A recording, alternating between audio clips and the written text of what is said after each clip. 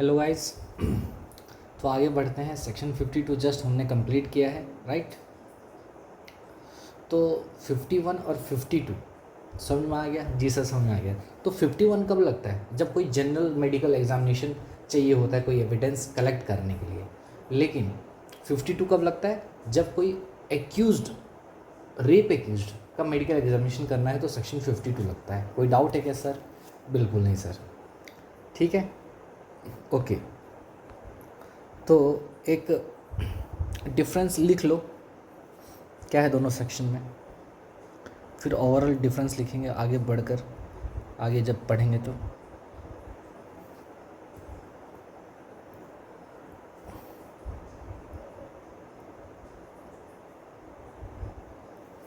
Difference between section 51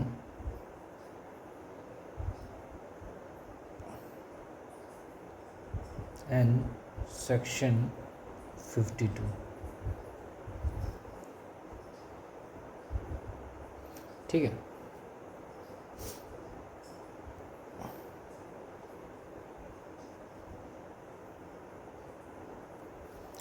देखिए section 51 जो है यूज्ड फॉर एनी ऑफेंस। भाई इसमें कोई भी ऑफेंस आ सकता है, कोई स्पेसिफिक है क्या? नहीं। तो एक तो यार गुस्सा चढ़ रहा है मेरे को। यूज्ड फॉर एनी ऑफेंस, ठीक है।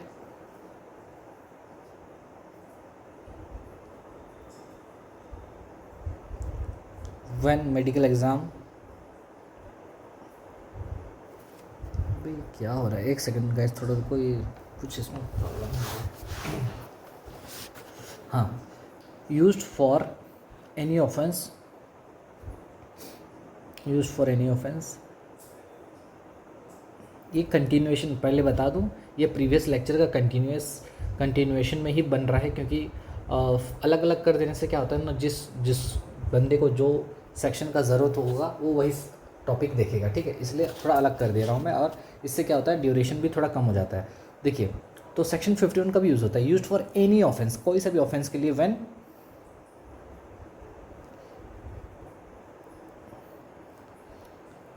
Medical examination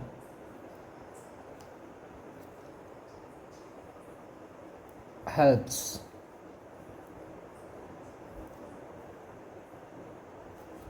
to gather evidence।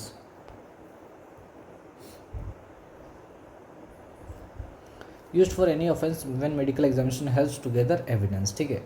Example जैसे नॉर्मल जब सीआईडी में जो देखते हो ना, दया कुछ तो गड़बड़ है, मेडिकल जांच के लिए भेजो, ये करो वो करो, नाखून मिला, हेयर सैंपल मिला है, कुछ मिला है, समझे कि नहीं, ब्लड सैंपल्स मिला है, तो वो सेक्शन 51 रहता है। थेफ्ट हो गया तुम्हारा, असॉल्ट का केस हो गया, ठीक है, ड्रंक ड्राइविंग हो गया, नारकोटिक्स वगैरह हो गया, कोई अगर ड्रग को निगल गया तो बचने के चक्कर में, ठीक है। मान लो कोई बंदा, पुलिस वाला आया एक बंदे को पकड़ने, वो ड्रग रखा था बहुत सारा, क्या किया ना, बचने के लिए खुद निकल गया। अब निकल गया तो भैया आप पता कैसे लगाएंगे? सेक्शन 51 यूज़ होगा ना उसके लिए, एग्ज़ाम उसका बॉडी का एग्जामिनेशन करना पड़ेगा, ठीक है। अच्छा, यहाँ पर क्या है, देखो मैंडेटरी, ये क्या है भाई? मैंडेटरी है।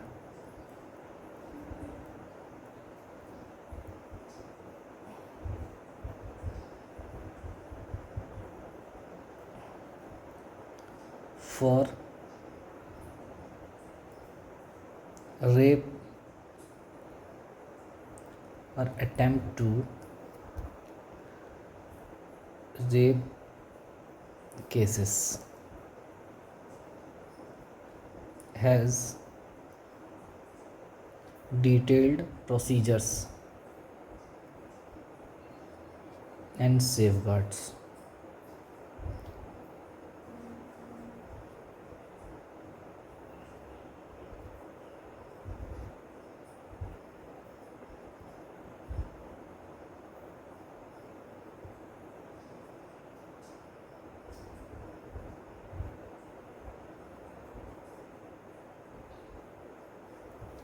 ठीक है।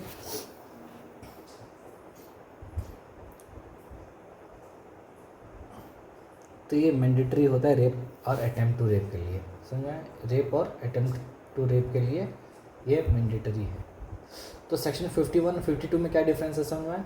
ये था एनी ऑफेंस के लिए और ये सिर्फ रेप और अटेम्प्ट टू रेप के लिए है, ठीक है। ओके, आगे सर आज अभी क्या पढ़ेंगे? अभी पढ़ेंगे आगे का, चलिए वो चार्ट में वापस जाते हैं। ईयर तो हम क्या पढ़ रहे थे? हम पढ़ रहे थे पोस्ट अरेस्ट प्रोसीजर। अभी तक क्या क्या पढ़ चुके हैं चलिए एक बार देखते हैं। 49 हो चुका। सर आप कहाँ पढ़ा है? अरे भाई सेक्शन लेक्चर 30 नंबर 8 बोला था देखने, जी सर। फिर power to seize offensive weapons section 50, जी सर। 51 में क्या था? मेडिकल एग्जामिनेशन ऑफ एक्यूज्ड पढ़ लिए हैं 51 अभी। जनरल एग्जामिनेशन जिसको बोलते हैं ना। दूसरा है examination of accused of rape, जो एक्यूज्ड ऑफ रेप है उसका मेडिकल एग्जामिनेशन। अच्छा, अब पढ़ेंगे examination of arrested person. Oh my god, क्या? Medical examination of arrested person, arrested person का मेडिकल एग्जामिनेशन। ठीक है सर, बताइए। तो मेरे साथ चलिए और लिखिए। ये पॉइंट नंबर कितना है भाई? 5 नंबर है क्या? देखो जी सर। तो लिखिए medical examination of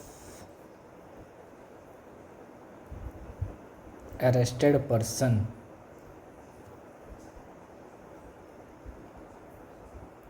by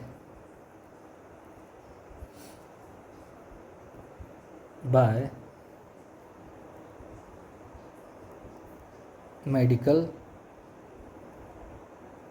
officer. अब देखो सर ये क्या हो रहा है, इसमें भी मेडिकल एग्जामिनेशन, हाँ, और लेकिन इसमें किसका? अरेस्टेड पर्सन का। हाँ ही फिर से सर समझे नहीं? Medical examination of arrested person. अच्छा, तो अभी तक क्या पढ़े सर हमने क्या पढ़ा? सेक्शन 51 में पढ़ा मेडिकल एग्जामिनेशन ऑफ। चलिए फिर से बता देता हूँ क्या पढ़ा हमने। अभी तक हमने क्या पढ़ा?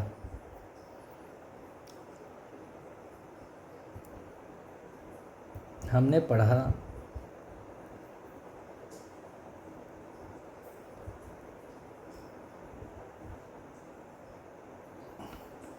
मेडिकल एग्जामिनेशन ऑफ, हमने क्या पढ़ा? एक पढ़ा एक्यूज्ड का, ठीक है सर। एक पढ़ा accused of rape. Oh my God, या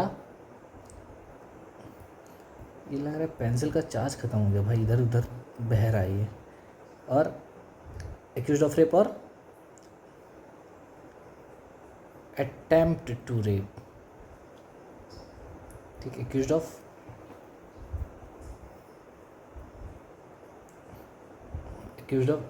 अटेम्प्ट टू नहीं लिखो, ऐसा लिखते हैं, अटेम्प्टेड रेप लिखने से सही रहेगा, अटेम्प्टेड रेप, ठीक है।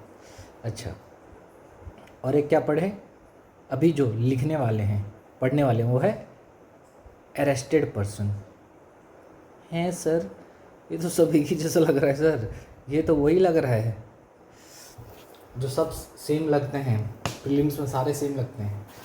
नहीं, दोनों में, तीनों में डिफरेंस है। देखो एक था तुम्हारा, ये कौन सा था? ये था एनी ऑफेंस के लिए, याद है? कोई सा भी ऑफेंस आपने किया हो,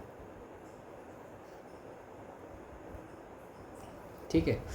अच्छा, तो इसमें ये है एक्यूज्ड के बारे में, ये भी था एक्यूज्ड के, लेकिन ये रेप और अटेम्प्टेड रेप का एक्यूज्ड का था। और ये सेक्शन कौन सा था? ये ला सेक्शन था सबसे पहले 51, और ये हमने क्या पढ़ा? सेक्शन 52। और एक पढ़ा अभी जो पढ़ेंगे वो पढ़ेंगे सेक्शन 53। अच्छा, तो ये सर ये अटेम्प्टेड रेप क्या है? सॉरी, ये अरेस्टेड पर्सन कौन है? और एक्यूज्ड भी तो अरेस्टेड पर्सन होता है सर। बिल्कुल सही कहा आपने, लेकिन बात समझो, हर अरेस्टेड पर्सन एक्यूज्ड हो सकता है क्या? बताओ मुझे। एक बंदा, पुलिस ने एक बंदे को पकड़ा है, अरेस्ट करके लाया है, तो ये ज़रूरी है कि वो बंदा एक्यूज्ड हो? मुझे बताओ, बस हाँ बोल दो तुम, हाँ सर एक्यूज्ड होगा तो ही तो अरेस्ट करेगा ना। अरे अरे अरे अरे, कहाँ से पढ़ के आए हो भैया, कहाँ से पढ़ के आए हो बताओ मुझे। अगर एक पुलिस वाला किसी बंदे को अरेस्ट करता है तो क्या वो एक्यूज्ड ही हो सकता है क्या? नहीं, बिल्कुल नहीं। समझे कि नहीं? अच्छा, तो मतलब अदर देन एक्यूज्ड भी अरेस्ट होके आ सकता है, पुलिस वाला अदर देन एक्यूज्ड को भी अरेस्ट कर सकता है, बिल्कुल ठीक है। आइए समझते हैं, आप समझिए। अब समझ में आया डिफरेंस क्या बोल रहा हूँ। एक है एक्यूज्ड एनी ऑफेंस का, दूसरा है सिर्फ रेप का 52। अच्छा, इसी में और एक तो लिख लो, तुम्हारा फ्यूचर के लिए काम आएगा, और जो पढ़ रखा है उसको भी समझ में आएगा। इसी में जोड़ दो एक तो, प्लस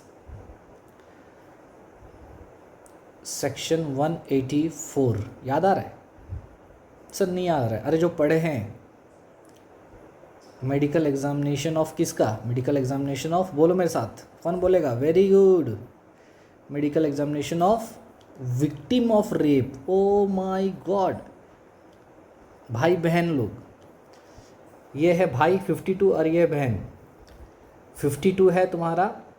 भाई बहन इन द सेंस दोनों सेम सेक्शन है। अब इधर उधर नहीं जोड़ देना भाई, तुम लोग बहुत डेंजर लोग हो, ठीक है। आजकल वैसे भी ज़माना थोड़ा अजीब चल रहा है, ठीक है। मैं ये कहना चाहता हूँ कि जो सेक्शन 184 है वो बात करता है अगर रेप विक्टिम का मेडिकल एग्जामिनेशन, जो पढ़ चुके हैं हम लोग, याद है, पहले पढ़े हैं, देख लेना आप लेक्चर।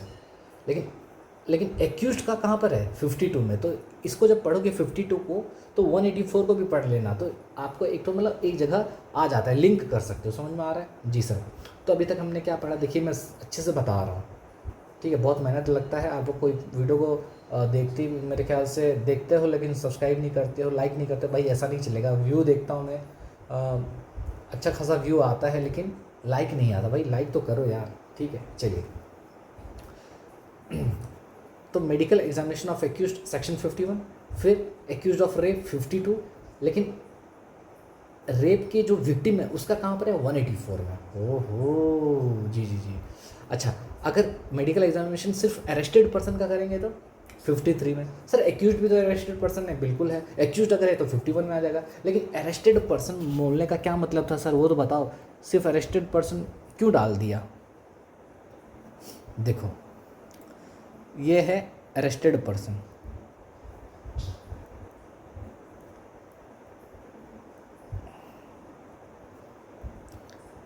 अब समझो ना, लिखो हर एक्यूज्ड, ऐसा लिखो, हर अरेस्टेड पर्सन, हर अरेस्टेड पर्सन एक्यूज्ड हो जरूरी नहीं।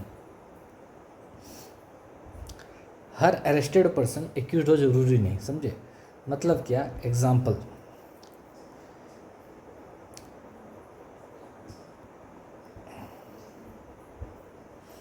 मतलब ये वो बंदा है, वो बंदा जो एक्यूज्ड नहीं है और अरेस्ट हो गया है, और अरेस्ट हो गया है, समझे? ये वो बंदा है जो एक्यूज्ड नहीं है और अरेस्ट हो गया है। जैसे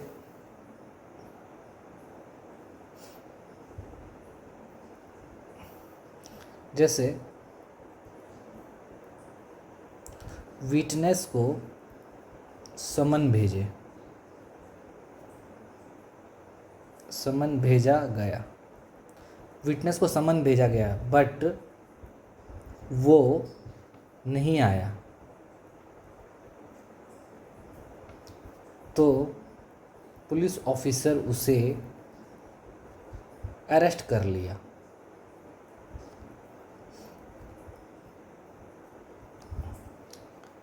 Here he is an arrested person but not accused, but not accused। समझे? ओ माय गॉड, सर क्या गजब का बात बताया सर। सुनो, मैंने ये कहा कि हर एक्यूज, हर एक बंदा जो पुलिस ने पकड़ा है, जैसे वो पुलिस ने जिस भी बंदे को पकड़ा है, अरेस्टेड बंदे को, तो वो एक्यूज है ऐसा ज़रूरी नहीं है। देखो फॉर एग्ज़ाम्पल मान लो, आपको पता है हर केस में विटनेस लोग होते हैं जो कि क्राइम सीन से रिलेटेड उनको कुछ ना कुछ नॉलेज होता है, they are well acquainted with the facts of the case, right. Suppose court summon the witness, okay, court summon issue किया विटनेस को, ठीक है, कि भैया आपको पहुंचना है हियरिंग में, ठीक है, फलाना तारीख के दिन आपको कोर्ट में हाजिर होना है, कोर्ट ने इशू किया समन, लेकिन विटनेस नहीं पहुंचा, जो उस केस का बहुत ही जानकार आदमी था नहीं पहुंचा, तो समन भेजा, मान ही नहीं रहा है, आ ही नहीं रहा है, तो उस केस में पुलिस वाला क्या कर सकता है, वारंट इशू कर सकता है। अब वारंट जब इशू कर देगा तो इसका मतलब क्या कि पुलिस वाले के पास अब ये ऑथोरिटी आ गया है कि वो उसको अरेस्ट करके लाएगा, समझे। अब यहाँ पर देखो, उसको तो अरेस्ट करना पड़ेगा कोर्ट में हाजिर करने के लिए, तो वही चीज़, अरेस्ट एक बार जैसे ही हुआ, वो तो एक्यूज था नहीं, लेकिन अरेस्ट क्यों कर रहे हैं, जस्ट बिकॉज उसको कोर्ट में हाजिर करवाना है, समझे कि नहीं। तो यहाँ पर जो विटनेस था जिसको पुलिस अरेस्ट करके ला रहा है, वो क्या है, अरेस्टेड पर्सन हो गया है विटनेस, लेकिन वो एक्यूज है क्या, नहीं, वो किसी भी क्राइम का एक्यूज नहीं है, बट वो उसको अरेस्ट करके लाए ना, तो इसलिए यहाँ पर सेक्शन 53 बात करता है ऐसे केसेस के बारे में जो बंदा एक्यूज तो नहीं है, बट पुलिस वाले ने उसको अरेस्ट कर लिया है किसी भी रीज़न से, ठीक है, समझ में आया। जी सर, तो उसका मेडिकल एग्जामिनेशन करेंगे क्या, उसका भी करेंगे, और उसके लिए सेक्शन कौन सा है, 53, समझ में आ गया। जी सर, तो आगे क्या है, आगे है, आगे चार्ट था यहीं कर लेते हैं, ठीक है, लिखिए क्या बोलता है।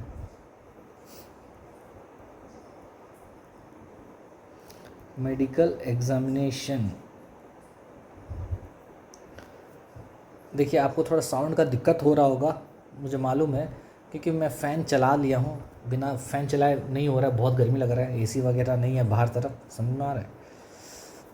मेडिकल एग्जामिनेशन तो थोड़ा सा मैनेज कीजिएगा साउंड को लेके, ठीक है। मेडिकल एग्जामिनेशन ऑफ एनी,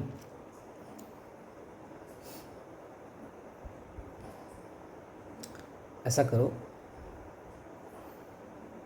दो बनाओ, एक बनाओ फिर एक बनाओ, यहाँ लिखो male arrested person, male arrested, male arrested person, ठीक है, यहाँ फीमेल अरेस्टेड पर्सन, अगर फीमेल अरेस्टेड पर्सन है तो क्या होगा उसका मतलब, समझे। पुलिस मान लो ऐसे बंदे को उठा के लाया ना जो एक्यूज नहीं है, ठीक है, लेकिन वो है मेल आदमी है, अरेस्टेड बंदा है, तो चलो पहला केस मेल को लेके यहाँ पर लिखो, मेल अरेस्टेड पर्सन के केस में medical examination of any male arrested person कौन करेगा, ये कौन करेगा, shall be examined bye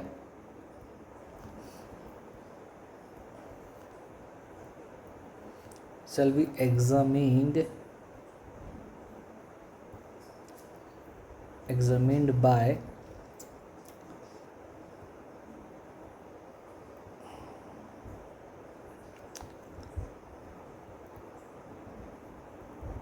medical officer of state government और सेंट्रल गवर्नमेंट, ठीक है। फिर लिखो if government medical officer is not available, if government medical officer is not available,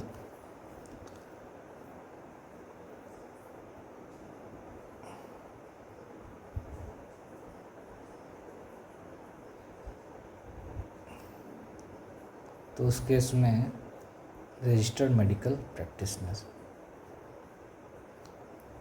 sir फिर से देखो, आप किसी अरेस्टेड बंदे को, कोई भी बंदा है जो एक्यूज नहीं है लेकिन मेल आदमी है, ठीक है, मान लो पुलिस वाला किसी वैसे विटनेस को अरेस्ट करके लाया किसी केस का जो एक्यूज नहीं था, क्योंकि जस्ट बिकॉज वो क्या कर रहा था, अवॉइड कर रहा था, हियरिंग अपीयरेंस को अवॉइड कर रहा था, नहीं आ रहा था, तो उसको पकड़ लिया पुलिस वाला। तो जैसे ही पकड़ेगा तो उसका भी क्या होगा, एग्जामिनेशन होगा, लेकिन उसका एग्जामिनेशन कौन करेगा, मेडिकल ऑफिसर करेगा। कौन करेगा, मेडिकल ऑफिसर। वो भी किसका, स्टेट गवर्नमेंट का या फिर सेंट्रल गवर्नमेंट का, ये याद रखना। कौन सा, मुझे फिर से बताओ, कौन करेगा सर, मेडिकल ऑफिसर करेगा। सर यहाँ पर मेडिकल ऑफिसर लिखा है, जी सर बिल्कुल। आइए अब डिफरेंस बताऊँगा मैं। तो अब देखो, ये है पहला प्रेफरेंस, क्या है, फर्स्ट प्रेफरेंस।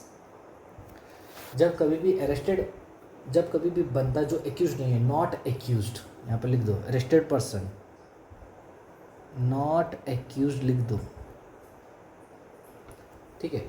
तो कोई अगर एक्यूज्ड नहीं है, अरेस्ट होके आया है, मेल आदमी है, ठीक है, तो उसका एग्जामिनेशन कौन करेगा, मेडिकल ऑफिसर ही करेगा मेडिकल एग्जामिनेशन। और ये बंदा कहाँ का होना चाहिए, स्टेट गवर्नमेंट का या फिर सेंट्रल गवर्नमेंट का मेडिकल ऑफिसर होना चाहिए, ठीक है। दूसरा, अगर मान लो मेडिकल ऑफिसर है ही नहीं तो क्या करेंगे, ना ही स्टेट का है ना ही सेंट्रल गवर्नमेंट का है जहाँ पर, तो उस केस में आपका आता है रजिस्टर्ड मेडिकल प्रैक्टिशनर, ठीक है। फीमेल के केस में क्या है सर, फीमेल के केस में क्या है बताओ,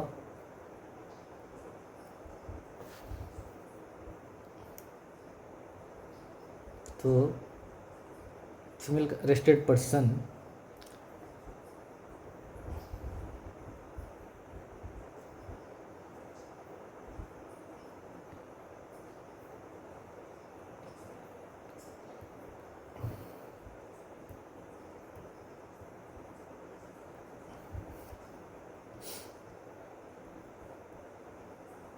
examination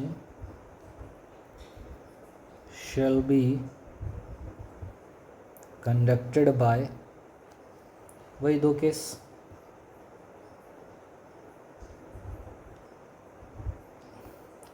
फीमेल मेडिकल ऑफिसर। लड़की आ गई तो कौन करेगा, फीमेल ही करेगी, और कोई कर नहीं सकती है, बताया था स्टार्टिंग में ही। जहाँ जहाँ फीमेल आ गई ना वहाँ पर फीमेल ऑफिसर ही रहेगी, चाहे मेडिकल वाली हो, आरएमपी हो, जो भी हो, ठीक है, फीमेल मेडिकल ऑफिसर,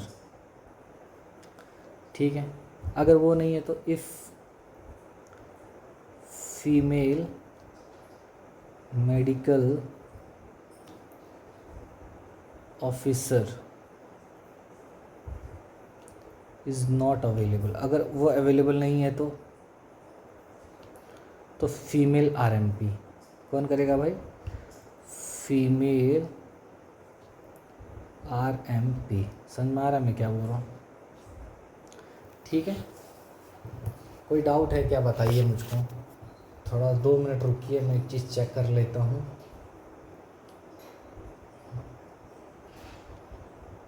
एक second guys,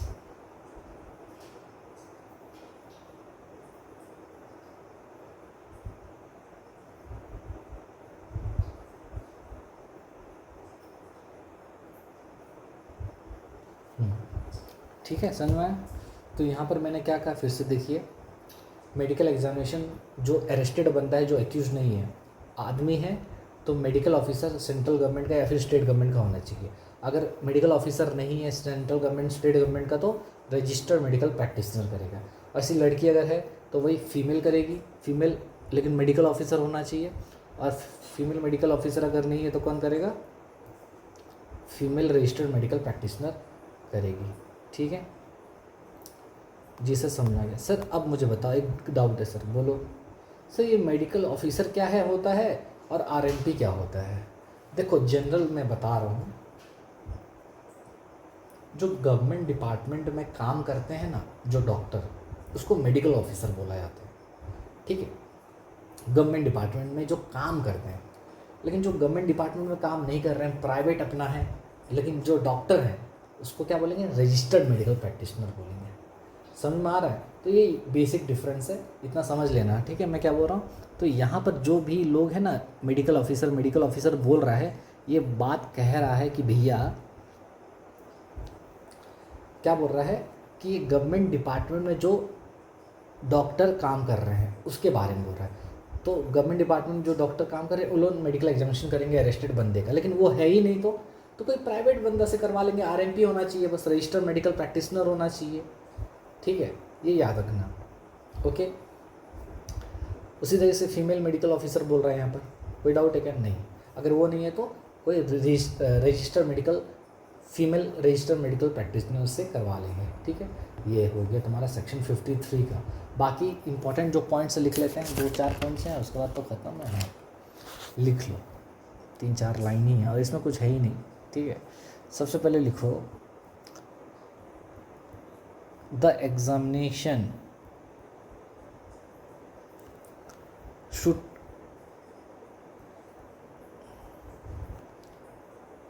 take place soon after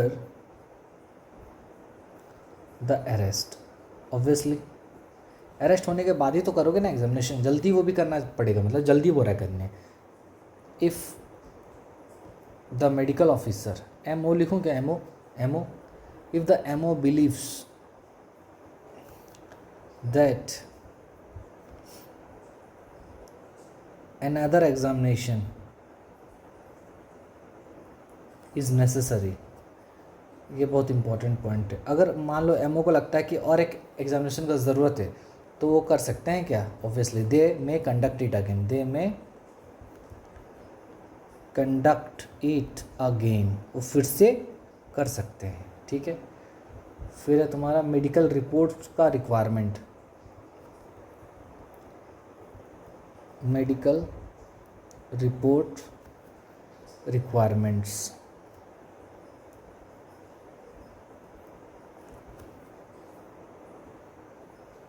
ये क्या बोलता है? ये बोलता है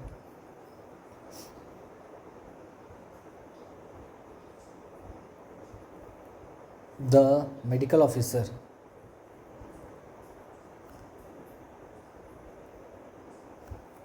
मस्ट रिकॉर्ड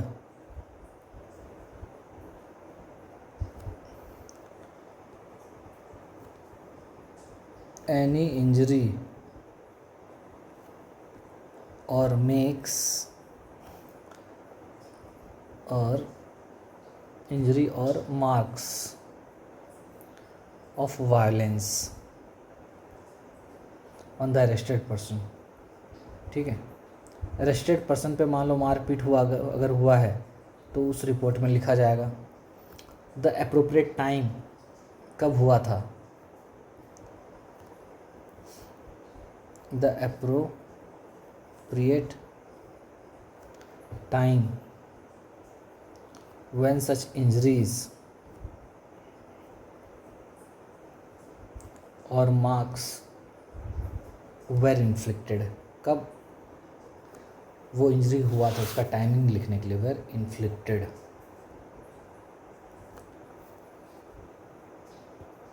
फिर right to copy medical report,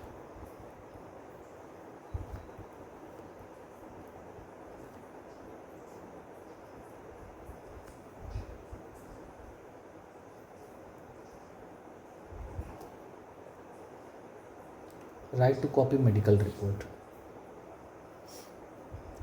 copy right to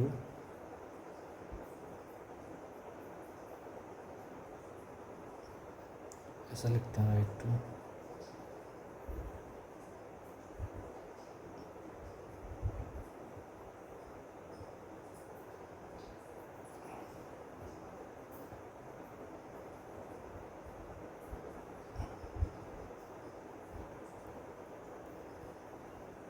right to obtain copy,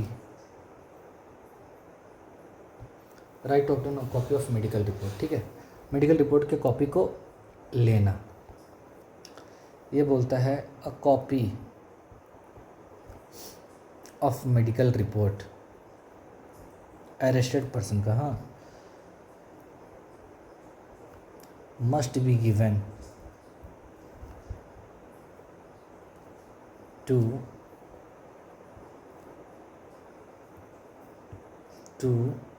किसको देंगे? द अरेस्टेड पर्सन को, द अरेस्टेड पर्सन को देंगे। और दूसरा किसको देंगे भाई? A person nominated by arrested person, a person nominated by arrested person, ठीक है। बस ख़त्म, इतना ही है। तो सेक्शन 53 में है क्या कि सेक्शन 53 बोलता है भाई अरेस्टेड बंदा अगर है जो एक्यूज नहीं है उसका अगर मेडिकल एग्जामिनेशन करना है तो पहला फर्स्ट प्रेफरेंस है, लड़का है तो मेडिकल ऑफिसर देखो सबसे पहले, सेंट्रल गवर्नमेंट का हो या फिर स्टेट गवर्नमेंट का हो। अगर वो नहीं है तो कोई भी आरएनपी से करवा लो मेडिकल एग्जामिनेशन, ठीक है। फीमेल है तो फीमेल मेडिकल ऑफिसर होना चाहिए, अगर वो नहीं है तो कोई भी फीमेल आरएनपी चलेगा, ठीक है। बाकी ये सब बस एक बार रीड मारने का है। मेन एग्जाम में आएगा तुम्हारा ये ऑफिसर कौन मेडिकल एग्जामिनेशन करेगा, और इसी में आप कंफ्यूज हो जाओगे। 51 में अलग बात कह रहा है, 52 में अलग बात कह रहा है और इसमें अलग कर रहा है। अगर आप देखोगे 53 में फर्स्ट टाइम मेडिकल ऑफिसर का नाम यूज़ हुआ, लेकिन 52 में अगर आप देखोगे, ठीक है 52 देखो, 52 में कौन कर रहा था, 52 में मेडिकल एग्जामिनेशन कौन कर रहा था, एक victim of accused of rape में सिर्फ आरएनपी ही कर रहा था, वो भी गवर्नमेंट हॉस्पिटल का। सर ये भी तो मेडिकल ऑफिसर हुआ, अब कह सकते हैं, लेकिन आप देखो यहाँ पर जो वर्ड यूज़ हुआ है आप वही लिखोगे, ठीक है। मतलब ऐसा रजिस्टर्ड मेडिकल प्रैक्टिशनर जो गवर्नमेंट हॉस्पिटल में काम कर रहा है, हाँ। तो आप ये बात समझो, इसमें जो वर्ड यूज़ किया है आपको वही वर्ड यूज़ करना है। बस मैं आपको याद करने के लिए बता दूं क्या इंपॉर्टेंट है इस 52 में, ये इंपॉर्टेंट है, आपको ये याद रखना है अच्छे से। एग्ज़ाम में प्रीलिम्स में यहीं से क्वेश्चन आएगा कि एक्यूज्ड ऑफ रेप का मेडिकल एग्जामिनेशन कौन करेगा। ऑप्शन में दे देगा medical officer, RMP employed in a government hospital, ठीक है, या फिर सिर्फ ओनली आरएमपी, कुछ भी दे देगा। तो आपको समझना पड़ेगा कि भैया मेडिकल ऑफिसर किसका बोल रहा है, एक्यूज्ड ऑफ रेप का, तो उसके इसमें आरएमपी ही करेगा। पहली बात तो देखो डिफरेंस क्या है, 53 में ही आपका सिर्फ मेडिकल ऑफिसर का यूज़ है, उससे पहले 51 52 में सिर्फ कौन सा था, आरएमपी था। तो इससे पता चल गया कि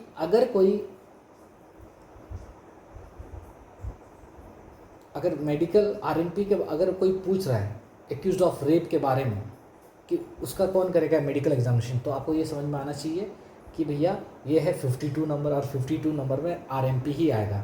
तो आरएमपी के केस में क्या है, गवर्नमेंट हॉस्पिटल का या फिर लोकल अथॉरिटी का करेगा, वो नहीं है तो कोई भी आरएमपी चलेगा, मतलब आरएमपी ही था, ठीक है। समझ गए सर, समझे, ओके।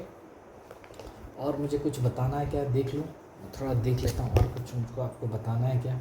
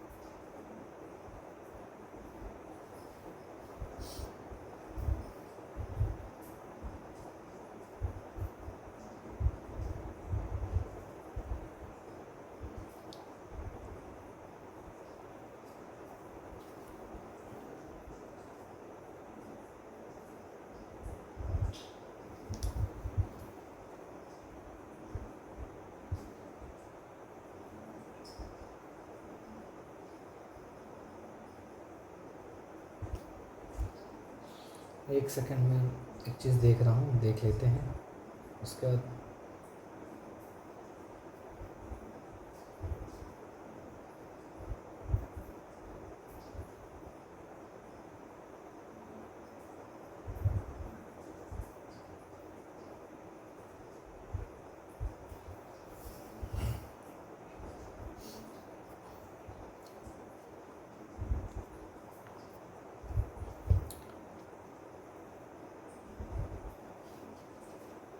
तो समझ में आया, ये है तुम्हारा सेक्शन 53। तो यहाँ पर सेक्शन 53 होता है ख़त्म, ठीक है। तो अभी तक हमने क्या पढ़ा सर, अभी तक आइए हम लोग पढ़े थे पोस्ट अरेस्ट प्रोसीजर। एक बार अरेस्ट हो जाता है बंदा तो क्या क्या प्रोसीजर फॉलो किया जाता है, चलिए देखते हैं। सबसे पहले जैसे बंदा अरेस्ट हुआ तो उसका तलाशी लेंगे जो कि 49 में होता है। फिर अगर उसके बाद से कुछ वेपन्स वगैरह मिला, ऑफेंसिव वेपन्स मिला, तो उसको सीज कर लेंगे 50 में। 51 में है नॉर्मल एक्यूज्ड बंदे का मेडिकल एग्जामिनेशन। फिर बोलता है एक्यूज्ड ऑफ रेप का तुम्हारा 52 में। फिर बोलता है सिर्फ अरेस्टेड पर्सन का एग्जामिनेशन 53 में। तो याद रखना अरेस्टेड पर्सन का एग्जामिनेशन सिर्फ मेडिकल ऑफिसर करेगा फर्स्ट प्रेफरेंस में, तो बाकी दो में ना आरएमपी थे, और इसमें 16 किलोमीटर का क्राइटेरिया था तुम्हारा एक्यूज्ड ऑफ रेप में। समझ में आ रहा है, ये याद रखना। फिर 6th नंबर है आइडेंटिफिकेशन ऑफ पर्सन अरेस्टेड, और 7th नंबर पॉइंट है reports of arrest to be send to district magistrate और एसडीएम। ठीक है, और नेक्स्ट लेक्चर में ये आइडेंटिफिकेशन ऑफ पर्सन अरेस्टेड को ख़त्म कर लेंगे। 6th और 7th पॉइंट एक ही लेक्चर में कंप्लीट हो जाएगा। ठीक है, चलिए चलते हैं और मिलते हैं नेक्स्ट वीडियो में। इसको मैं यहीं पर पॉज करता हूँ, और नेक्स्ट वीडियो में वो भी मेरे ख्याल से 20 मिनट का ही बनेगा। ठीक है, इसको लेंथी नहीं करता हूँ। जिसको सिर्फ 53 देखना है वो इसको देख सकता है। समझ में आ रहा है। और ये चार्ट को याद कर लीजिएगा, कौन सा चार्ट की आपको रिवाइज करने में काम आएगा, कहाँ गया। हाँ, ये देखिए, एक्यूज्ड है 51, एक्यूज्ड ऑफ रेप 52, और विक्टिम ऑफ रेप 184, और अरेस्टेड पर्सन 53। ये याद रखिएगा इससे। और क्या याद रखिएगा, अरेस्टेड पर्सन के केस में ही सिर्फ मेडिकल ऑफिसर का नाम यूज़ हुआ है, उससे पहले सिर्फ आरएमपी है। ठीक है, देखिए मेडिकल ऑफिसर सिर्फ इसी केस में हुआ है ना। समझ में आ गया। चलो मिलते हैं नेक्स्ट वीडियो में, तब तक के लिए बाय, टेक केयर। मैं हूँ आपका दोस्त सैम, और पढ़ते रहिए।